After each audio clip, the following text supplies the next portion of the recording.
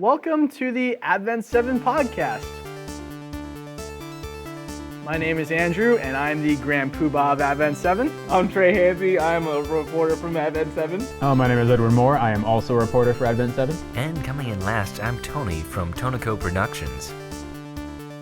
So first up, we have anime news. What's new in the news this week? Earlier today, Durarara X2 show got announced in English dub. Aniplex is making English dub. It's going to premiere on March 10th, so just in about 4 days from now, on Crunchyroll. It's on Crunchyroll, right? They're streaming on Crunchyroll and on their, I believe, on their website as well, or any affiliated websites with Aniplex.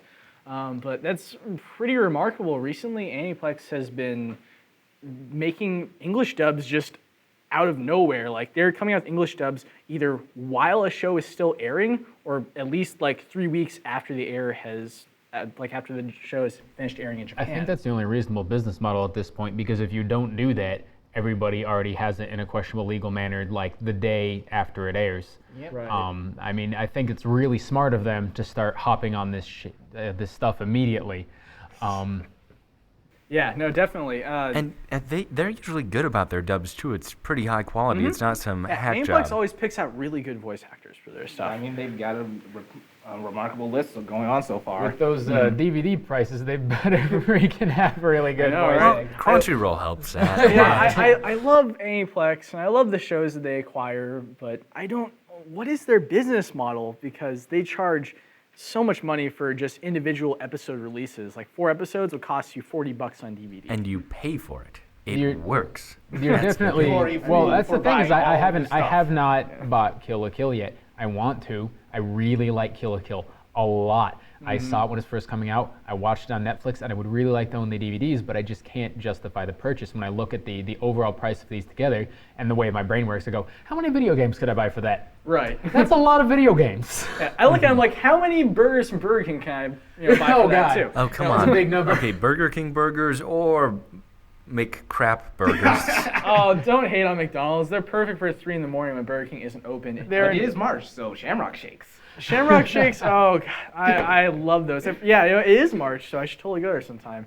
Like Arby's has some good Andy's Mint shakes that they're selling right now. That was pretty good.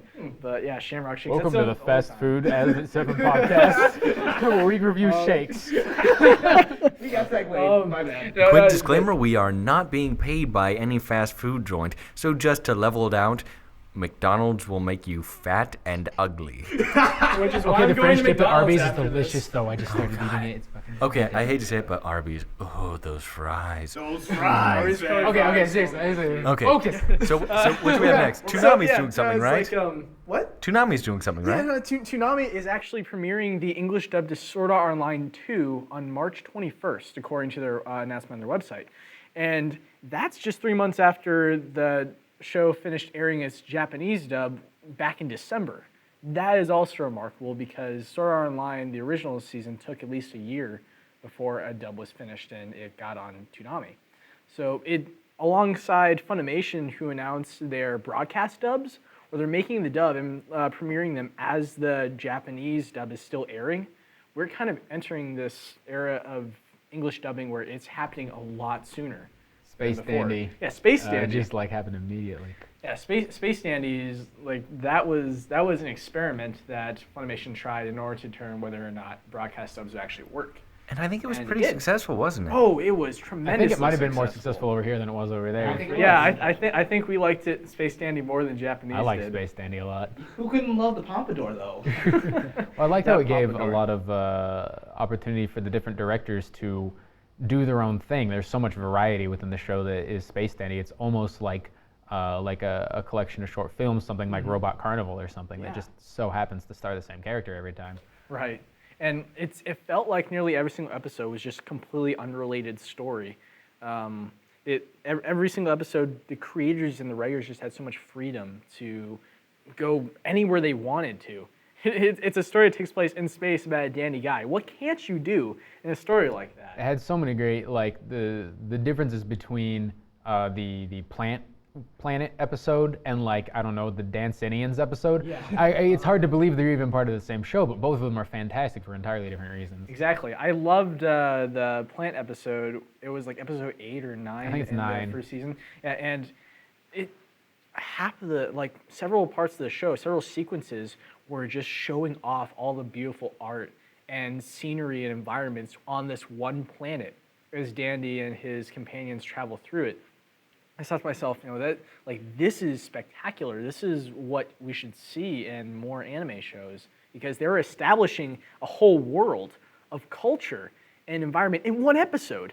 In one less than 30-minute episode, they had already shown you an entire planet worth of life. And that just blew my mind. Music and visuals of that episode are absolutely fantastic too. The music, I wasn't aware of this artist at the time, but someone said it reminded them of Mort Garson's Plantasia, which I started listening to. It's really early electronic, I think early 70s electronica, and it's really great. Yeah. Disco is also it's not very. It's very sort of experimental, ambient, but it's really good. Mm-hmm. I think so anyway. Also, Kill la Kill has its own English dub airing on Toonami right now. Have any of you guys seen that yet? Oh yeah, I have. It's been fantastic. I've only seen a I little did not bit. see the sub, but I'm excited about this because I hear it's one of the best shows that came out in that year. It has a special place in my heart. I have a all of our Sanagayama hearts. costume from the show. I'll be wearing it again at NakaCon if anybody wants to see me there. Yeah, NakaCon, Kansas City. You were dressed up as Sangayama, and that looked really good. Kill la Kill is just a really special show. It breaks so many rules that anime usually tends to go by nowadays. I feel like because it was so different alone, much less how awesome it was and how funny and full of action it was, that's what made Kill la Kill stand out. Yeah, I've seen a couple episodes of the dub, and Erica Mendez is playing Ryuko, and she's perfect.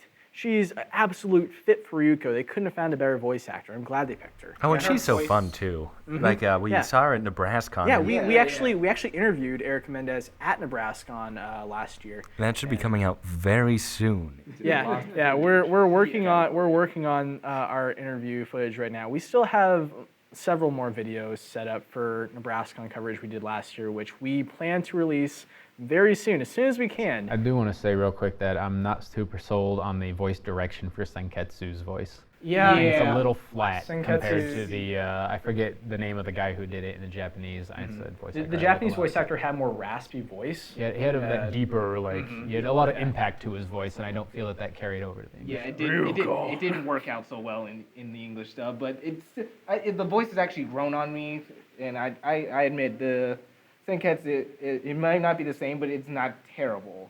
Mm-hmm.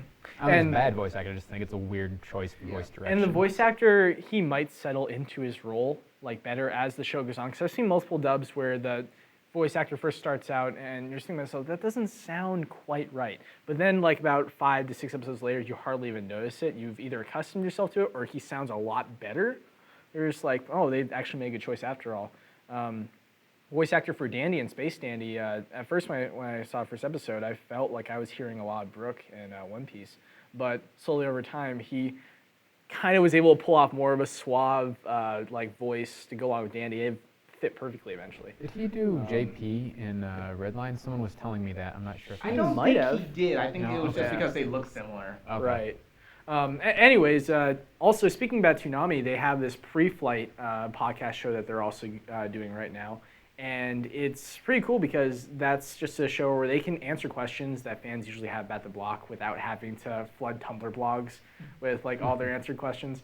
And they sometimes show goodies and stuff that they originally saved for their broadcast. It's obviously not as good as this podcast. No, they're part of the industry and part of a show that is incredibly responsible. You see them endorsing Shamrock Shakes? Screw them.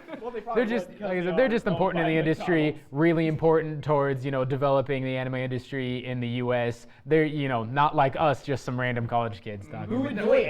But you see in Japan, fast food joints endorse anime all the time. It's it's inverting a natural. That. Yeah, exactly. It's a natural. I thought it was the other way around. The anime shows endorse the fast food places. Well, anime sort food. Of. Whack-donald's delicious. Yeah. How many Whack-donalds have you seen? No, in anime? you have Mig-Ronalds. Can't forget about that. Mig-Ronalds I wish I could Devil's remember Part-Timer. the Starbucks ripoff from Toradora. Oh, that's the best. Doesn't matter. It's so good too. It's Andrew so does accurate. not like Toradora. So. I despise Taiga with a fiery passion. You're I super stand wrong. by my convictions. It is the Screw this. greatest romance story ever on film. One episode. That's all you watched. I usually don't try to judge things based off first episode, but I just can't. Don't you have a deal? Aren't you supposed to be watching it? I did make a deal with Jenny. Yes, I did. She's holding up her end of the bargain. She is, and I applaud her for that. She's watching a Rainbow right now. She agreed that she and I agreed that if she watches a Rainbow, I'll watch Toradora. So you're a liar. Person. I guess I did make a promise, so I'll try. I will try. Kirino is a total bitch herself, so I can't throw that around. Tyga's a much nicer person. Really? I'm just saying. Really? After a few episodes, it's not so bad. The first episode is supposed to make her look like a bitch, so you can learn to love You her. gotta get the sun so you can get Dari later, baby. And the tiger and the dragon. Wait, what? The tiger and the dragon, they gotta go together, man. But they're always against each other.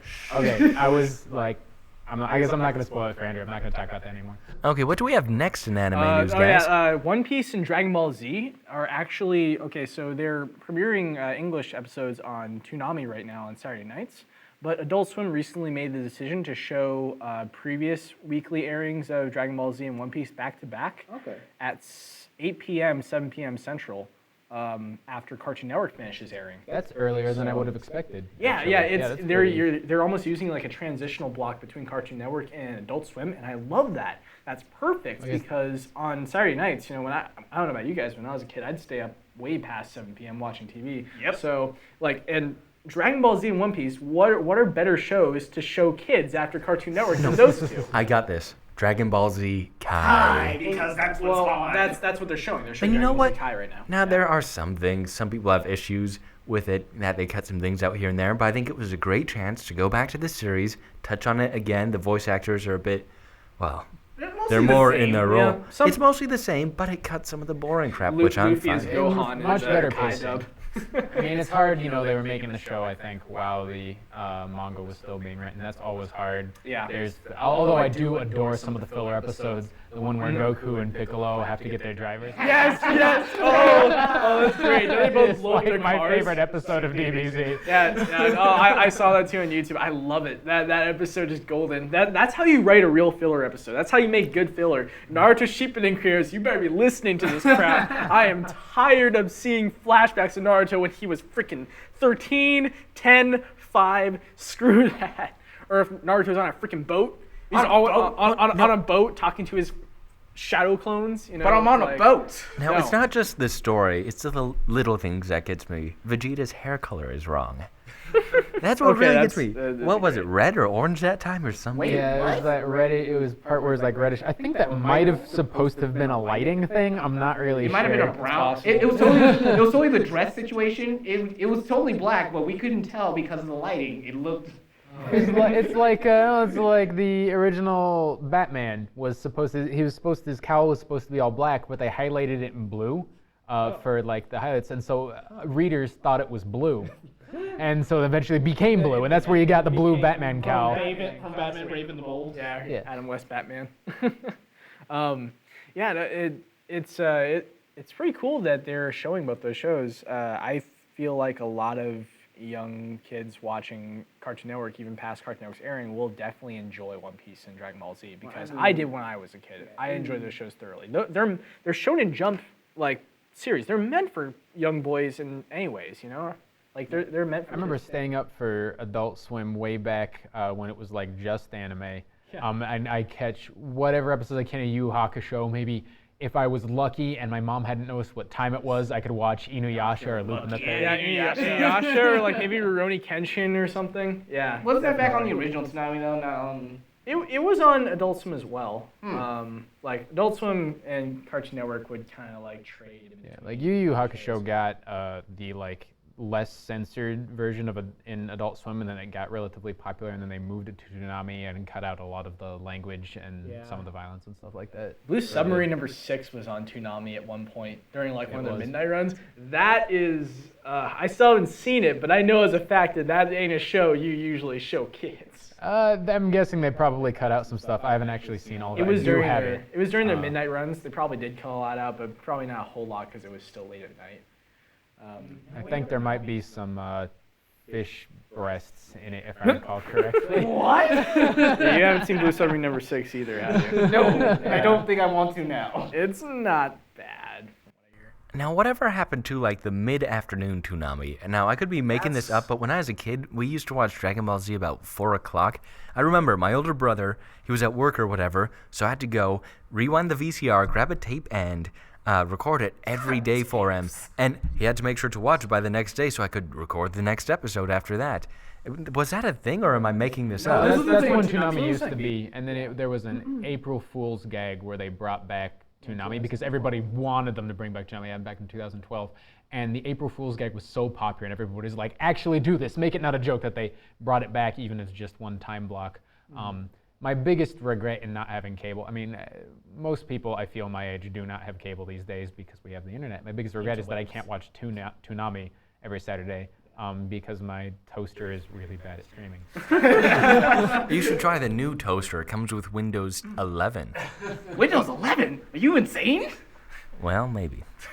You know, you went from 8 to 10, so why not 8 to 11? Why does it matter? Multiple fans have kept asking Toonami on their Tumblr page, like, hey, are you going to go back to the 4 p.m. time slot anytime soon? Toonami's repeatedly said, no, we are a late night block.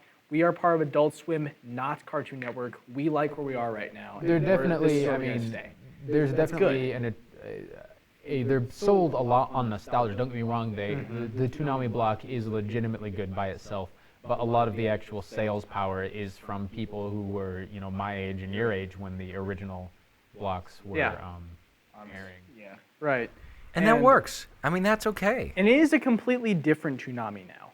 They have completely different shows, and they cater to an older audience, us, who used to be kids watching Toonami. They don't cater to kids anymore. I'll never forget during the original April Fool's thing, they had Tom, of course, voiced by Steve Bloom, said bitches. Yeah, we back bitches, and I'm like, it's like Toonami is back, bitches. That was no. He said what the actual line was. He was talking about Tenchi Muyo. He said, he's got 99 problems, and these bitches are all of them. Yeah, whenever you hear Steve Bloom say bitches, you're just like, oh, that sounds great. But you're just like, wait, Tom said that? Oh, man. So, they have a lot more freedom to do what they want on Adult Swim, and I like that. No. It means we can have shows like Kill la Kill. The best part of the new Toonami, of course, is they got rid of this stupid Tom, and they rolled it back to the good one. Oh, yeah. Tom 4. That was... the original Tom was the midget, and then Tom 2 was the taller, broader shoulder one that we have now. I'm talking Tom 4. Yeah, Tom 4 was a disaster. Tom 4 as Jason DeMarco has clarified, that was not their decision. That was a corporate decision by Cartoon Network to have a face. They never wanted Tom to have a face. And right now, Toonami's working on something called Intruder 2. Which is a new short movie. Yeah, I'm excited for that too. Oh man, and Intruder 1 just blew my mind as a kid. I was like, is he okay? What's going on? Yeah, Tom 1 died in that. Yeah. And they're planning on explaining what happened between Tom 4 and Tom 5, like where Tom 4 went. They're going to explain that either in Intruder 2 or in the comic that they're going to release alongside Intruder 2, whenever that comes out later this year. Anyways. Next up, we also have some news that's been announced about a nice little Kickstarter animation project called Under the Dog. Have you guys heard of Under the Dog before? I have actually not. I just know a little. I haven't really been following it as much as some of my friends have, but it does look exciting. It does look. So what is it exactly? It's a Kickstarter-funded anime, basically, and it's got a lot of sci-fi influences in it. Not too much is known about it. It's being worked on a studio called, what is it again? Kinema Citrus? Kinema Citrus and Creative Intelligence Arts. And the animation project's been going for about a year or over a year now. And it's hit some bumps, unfortunately, due to funding and stuff. They recently announced today that they did get their budget, but it is a really tight budget.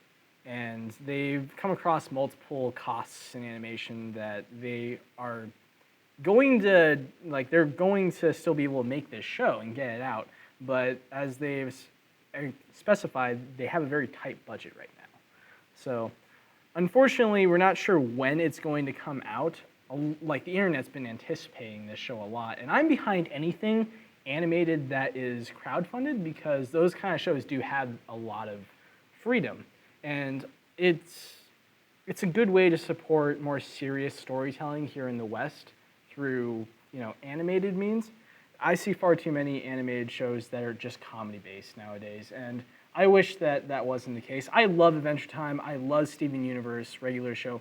I'm glad that those shows exist, and they should. They're great for what they are, but too many people publicly in the West only see animation as being for kids. They don't see animation as ever having a serious story that raises more moral questions and philosophies and stuff and takes itself seriously. Now, I think the Western world is starting to take animation a bit more seriously for adults, even though it's through comedy. Like you see your Family Guys, you see American Dad, and you see Archer.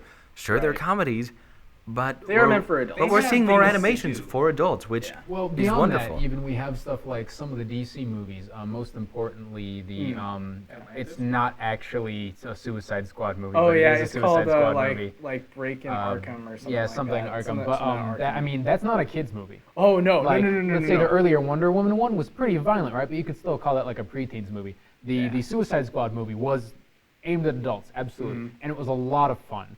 It was, it's like it wasn't the best written movie, I'd say, but it was for what you took it for what it was. It was a really fun movie meant for adults. Yeah. And as soon as I saw, like Harley Quinn's tits, I was like, oh yep, totally getting into this. And there, there are other stuff, throughout history. There's stuff like heavy metal is not for kids. No. And other animation projects in the West that have been aimed at older audiences.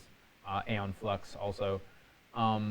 But I'd like to say, I think DC is a good foothold there. I think that movie did pretty well among the right circles. Yeah. And I would like to see us branch out from there. It's not that I don't enjoy a lot of the kids' animations, because I really do, but it would be nice to see them take a more term approach to animation. Right, exactly. And there's other projects out right now like Urbance that are also Kickstarter funded and Western animated, and they are going to take their own story seriously. I'm so excited. Kickstarter is where we're basically starting with this idea, and I love it. That's why I'm behind projects like Under the Dog, because they are not trying to be controlled by any larger corporate funding that will just turn them into a no one who comedy show. starts these things is going, well, this demographic likes this, so we're going to appeal to the lowest common denominator as much as possible. Which is just selling your soul.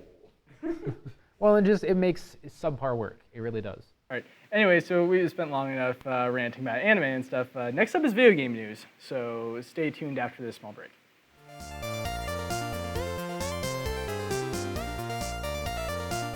Hello and welcome back. Up now, we have video game news.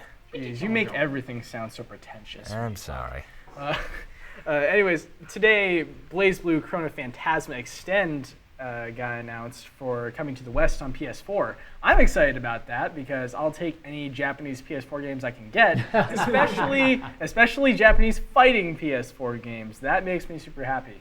And they don't make any other type of video. They make other type of video games in Japan besides fighting games. They make lots of other type of video games. They make many adult ones, or so I hear. Yeah. So you hear? Guys ever played Skullgirls?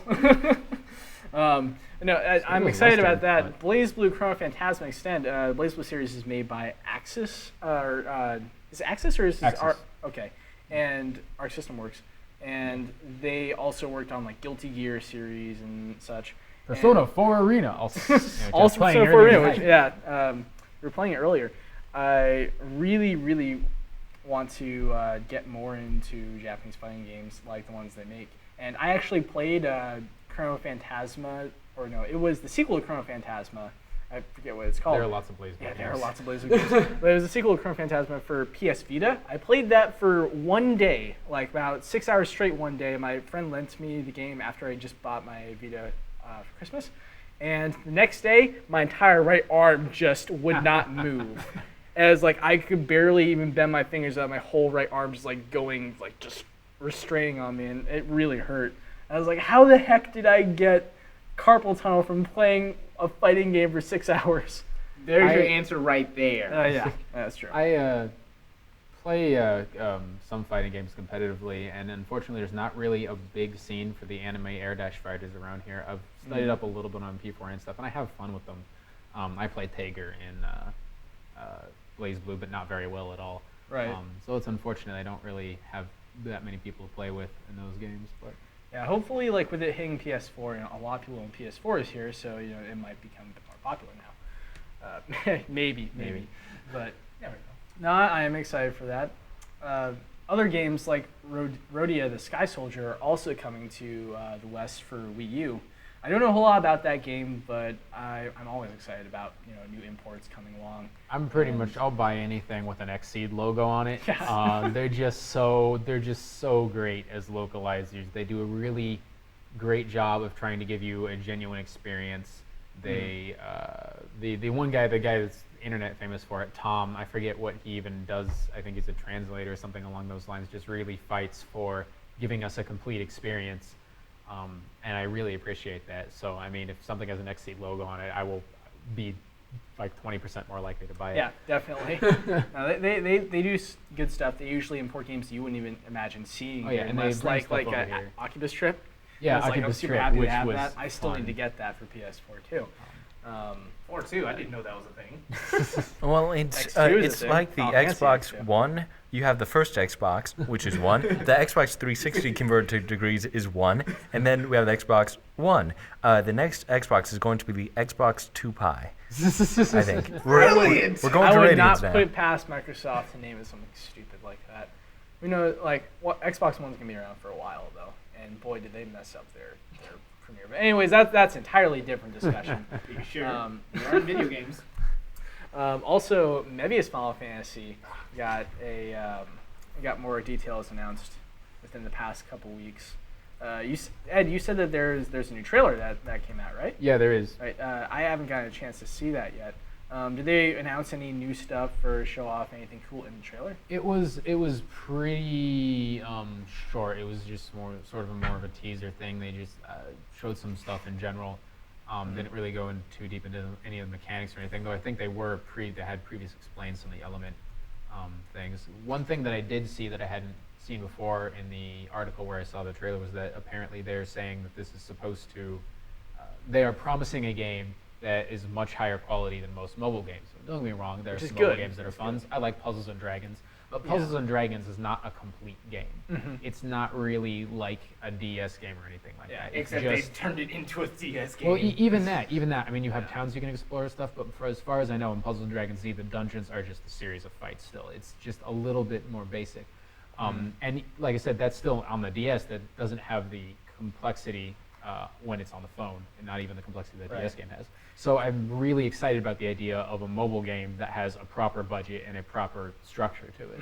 Yep. Same here. I've really been waiting for a mobile phone game that actually feels like a full-fledged game. Absolutely. Like something that's been fully developed and actually has a legit story to it and will challenge you and actually feel like a good investment. And doesn't have absolute butt controls on Yeah, the touch. no kidding.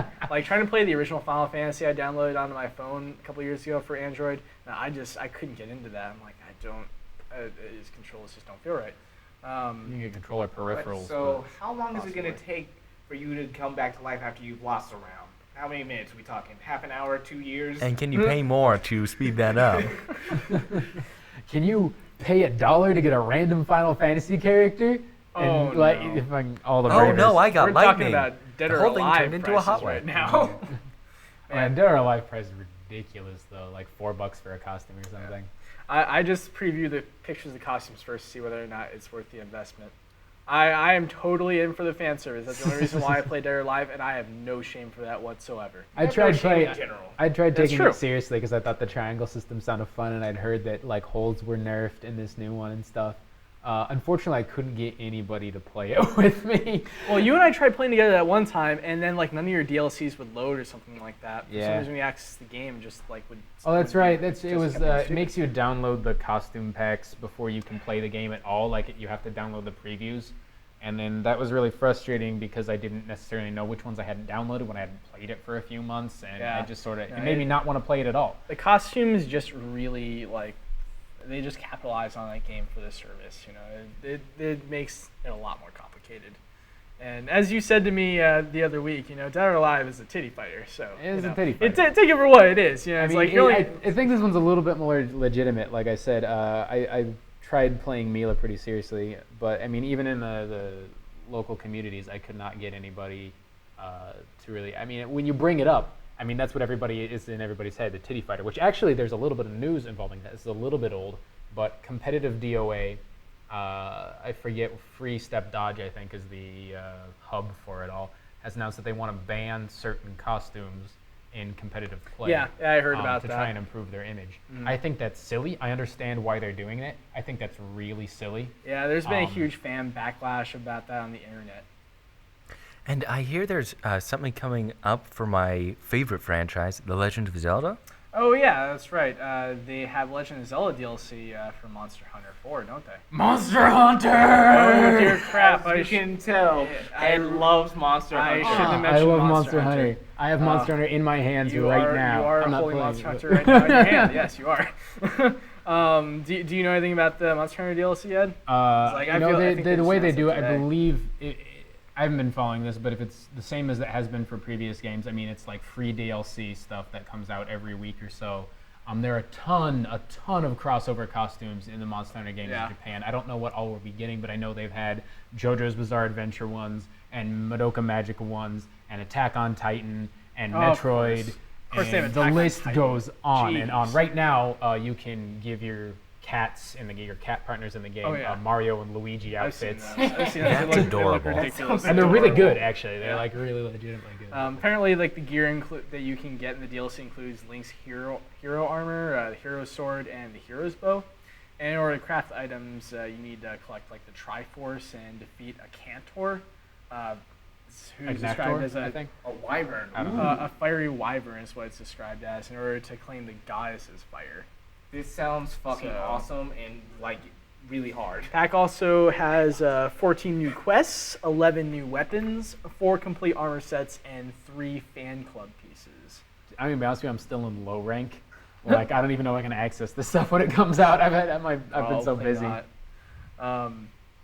It also includes both winners in Capcom's weapon design contest. Apparently. Okay.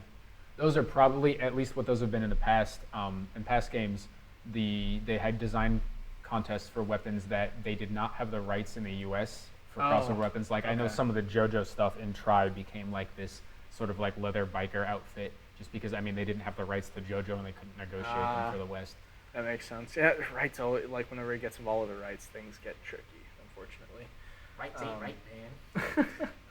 So I don't know what's getting replaced, but it's nothing I wanted. Okay. All right. Up next, we're going to talk about comic books and recent comic book movies and news related to that's been going on. So follow us after the break.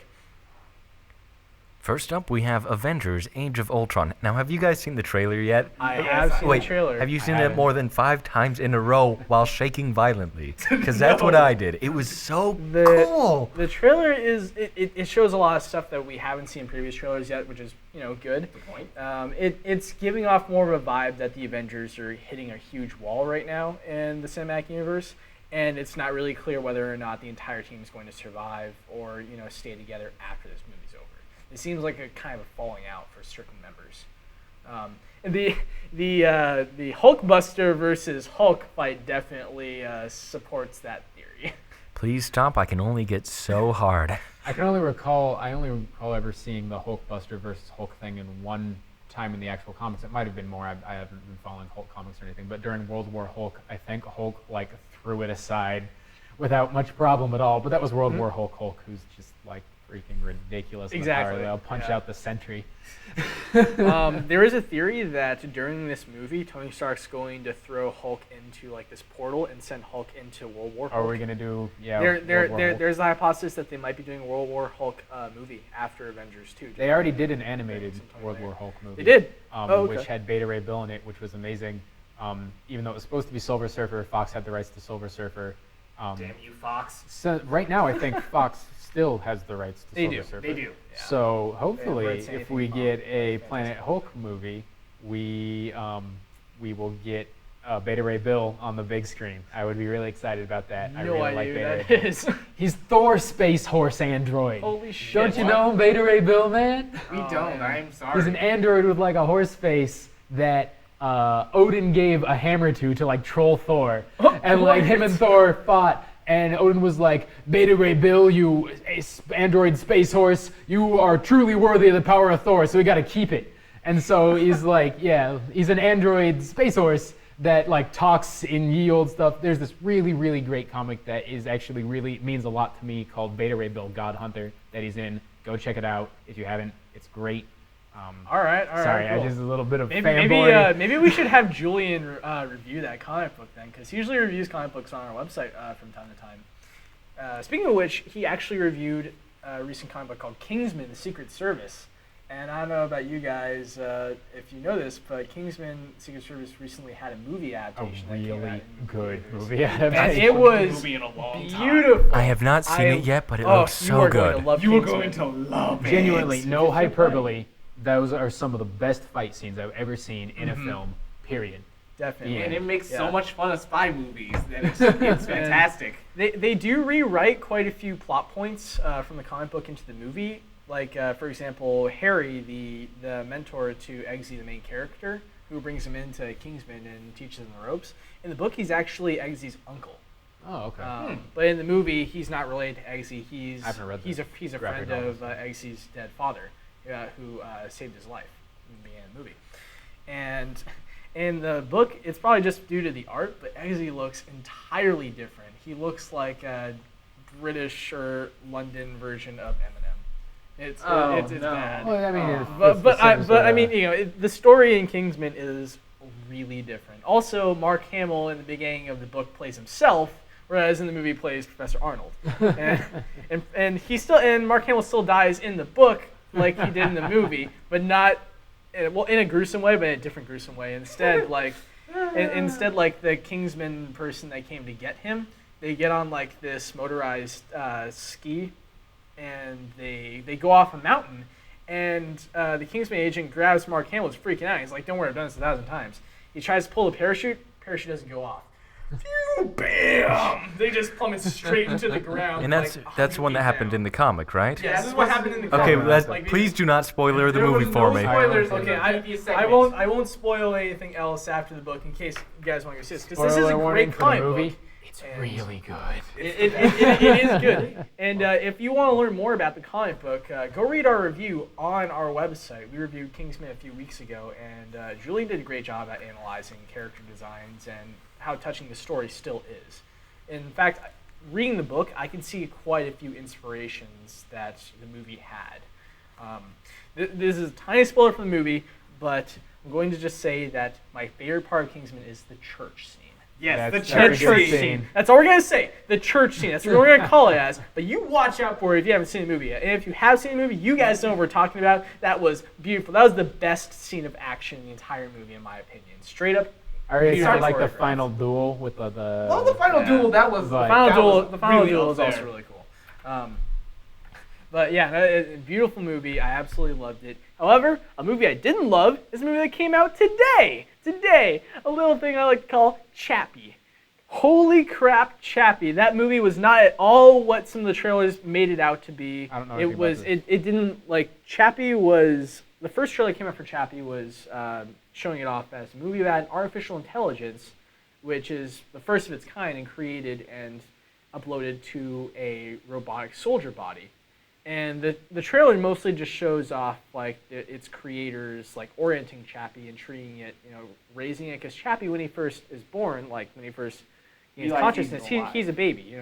He has the mind of like an infant, and so they have to raise him. And the trailer made it look really interesting because it seemed like a story about What it means to be human. what it means to be human, artificial intelligence, what it is, and whether or not we have the right to create it as humans. It seemed like a very ethically questionable movie, and that's what I was expecting. That's what I wanted to see, especially since it was from Neil Blomkamp. And I was like, after Elysium, I'm glad to see that Neil's tackling a much more meaningful story this time. He wants to go for something that isn't nearly action-driven, but more thoughtful and still visually appealing, because the robot that Chappie is uploaded into, like the robots look gorgeous. Like they almost look like some Appleseed inspired robots because of like the wings they have on their heads. But no, this is not what I got. This is not what you see in the movie. Most of the movie is like a gangster rap music video teaching this robot how to knife fight and to shoot and to be a gangster. And it's not at all what I was expecting. And because of that, the movie was just, it seemed like most of it was just violence, and I should have seen this coming from Neil Blomkamp. Well, but when I saw the first trailer for it, I thought, this is going to be some really crappy Bicentennial Man ripoff. It's going to be, this robot can be human. Y'all better believe it's human. It's not human. Yes, it is. No. I'm glad I didn't go see it, because this just sounds awful. Well, it's from the guys who made District 9. The thing is that, like... That was good, though. The trailer I saw, the very first trailer came out of Chappie, was just deceiving. It wasn't what the movie was really like. Yeah. That was the thing. And I've left the movie feeling kind of sad, because the message I picked up from the movie was that humanity is not ready for artificial intelligence, and we're not capable, or we don't have the responsibility to make it. Because in the movie, everyone just tears each other apart. Like, I'm not going to spoil a whole lot about the movie because it just came out today, and I'm sure people are going to want to go see it anyways. But basically, it was just a lot of explosions and gunfights and people dying and us abusing Chappie. Like, just totally taking advantage of him, teaching him all the wrong stuff. This movie was like a guide to how the worst possible way to raise an artificial intelligence. That's what they did in the movie. That, like, the worst things you could teach Chappie, that's what they taught him. That's what this movie was like. It was a guide to making the worst possible artificial intelligence. But they have him learn from He-Man. He-Man was a clip in the movie, and it was kind of funny seeing that part. But yeah, no, the movie just, it really left me thinking, what was the message here besides that? Because it almost felt like it became a different story by the end of the movie. It started out like what I said, it was like a story about trying to raise this artificial intelligence, but by the end it evolved into Chappie being a murderous gangster, basically. He was even wearing bling. He even had bling necklaces on. I was like, gosh, it's just... That's pretty fly. For a robot guy. Yeah. For a robot guy. For But a robot guy. I will say the action scenes were filmed pretty well, at least. So it was a Transformers movie then. It was a crappy District Transformers 9. movie. It was another District 9. Elysium and Chappie are both District 9 was 9s. not that bad, though. Only they're not as good as District 9. District 9 was a good movie. I'm just saying, like, Neil Blomkamp is just trying to make more movies like District 9, and it's not working. So, but also these people in the movie, they don't know how science works. They don't know how computers work at all. Nobody knows what science works. Neil Blomkamp pulled some shit out of his ass. I felt like I was watching Transcendence again. It could be worse. At least the neutrinos weren't mutating. Jeez. Yeah, no kidding. No sci-fi can be worse than neutrinos mutating, so I will give it the benefit of the doubt. I might go see it. Gravity. Just gonna say that. Oh yeah, I never saw Gravity. It was the Sandra Bullock? Yeah, the Sandra Bullock movie that had no concept of physics in space. Okay, to be fair though, it wasn't about the physics. It wasn't about the physics. I thought it was supposed to be about physics because it was in space. You want to see a show about physics in space? Watch Planets. Is it good? I forget. I don't know how it's pronounced. It's an anime about people whose job it is to clean up debris from just outside the atmosphere at Earth so that spaceships don't hit a tiny screw going a gorillion miles an hour and pierce through the whole thing and kill everybody. And the science in it is really pretty solid, all in all. Even some of the theoretical stuff they do is like actual theoretical science, and it's really neat, really good. Also, a lot of fun show. All right. Well, yeah, that's enough of me ranting about Chappie. Anyways, I'm getting the timer here, so yes, I'm afraid that's the end of our podcast. I'm afraid we're going to have to end it. We're going to get kicked out of the studio pretty soon. Do we have any more corporate plugs before we go? We got McDonald's, we got BK, we got Shamrock Shakes, Shamrock Shakes. Boy, Monster Hunter. All right, that's enough endorsements. All right, thank you guys. Again, I'm Andrew. I'm Trey. I'm Edward. I'm Tony, and we'll see you all next time.